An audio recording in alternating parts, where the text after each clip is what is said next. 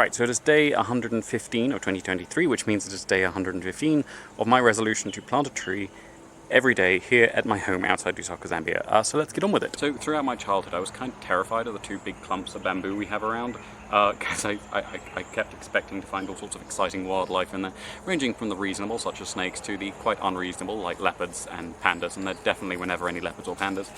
Realistically, these days I'm more fascinated by them by how do I introduce a little bit of diversity to them, and one of the things is they do create an awful lot of shade, but currently their sides are quite open, and so most of the things that can tolerate the amount of shade that the bamboo creates won't tolerate the amount of wind that goes through them currently. Eventually, of course, you know, in about 50 years these bamboo clumps will have grown so much bigger that there will be much less wind going through them, but for now, if I wanted to get to a stage where I can plant more sort of rainforest plants in there, more things that will tolerate that shade really well, I want to close off the wind.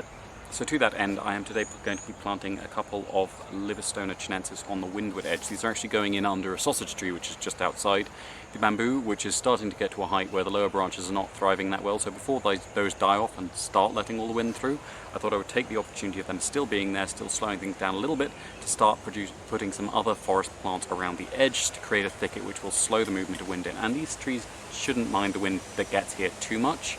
It's not very strong, it has to go through several trees already to get here, so it's just a sort of final buffer layer. I will say they might mind that the ground under here turns out to be quite undermined by a lot of termite activity. There doesn't seem to be any active termites in some of the tunnels that I disrupted in the first one, which did mean that I needed an awful lot more water to fill that space, but then there were no termites, so they shouldn't be bothering the roots of these.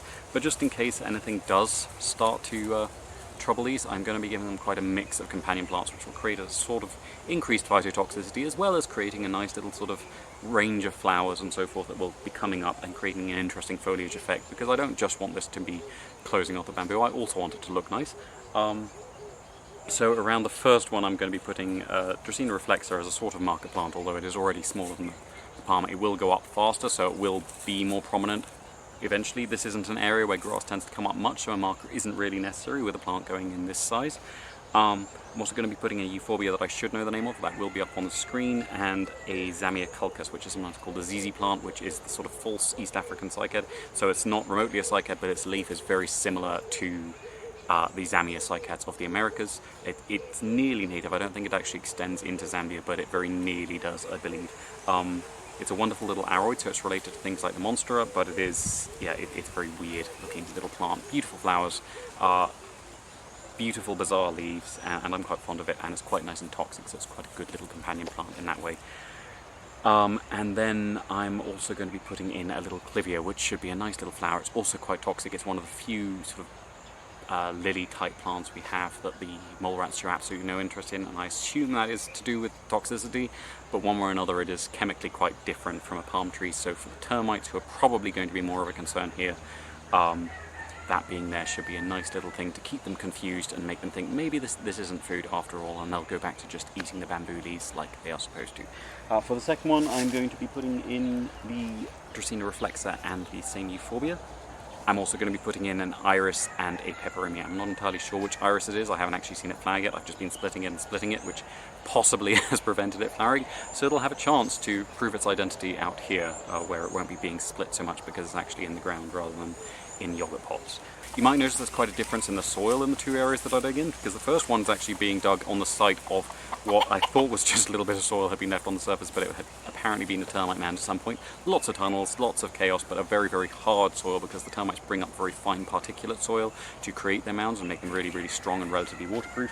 The second one is actually going in a much more giving soil. So this is actually where I dug up today a whole bunch of Agave americana suckers, which had come up after their mother had flowered and died, and I have been getting around to moving them for quite some time. So I've removed them and I will be planting them out elsewhere, and probably a few of them in bags over the next few weeks, not as trees. But their presence here has allowed a lot of the bamboo leaves and leaves from other trees to accumulate. It's curated a little bit more moisture around the soil, and that, even though the soil here is dry, it's a very different colour and it's much looser and much more open. There's a lot of roots binding the very surface together, but it's not in the same dense, hard way that you get when you get that hard pan forming from a sort of rain-compacted soil. or termite compacted soil. Right, so that should be everything for today. Thank you very much for watching. I hope you enjoyed it. If you didn't enjoy it, thank you for making it this far into the video anyway. Well done. Please tune in again tomorrow when I will be uploading another video of another planting. I haven't decided what yet, so we can find out together.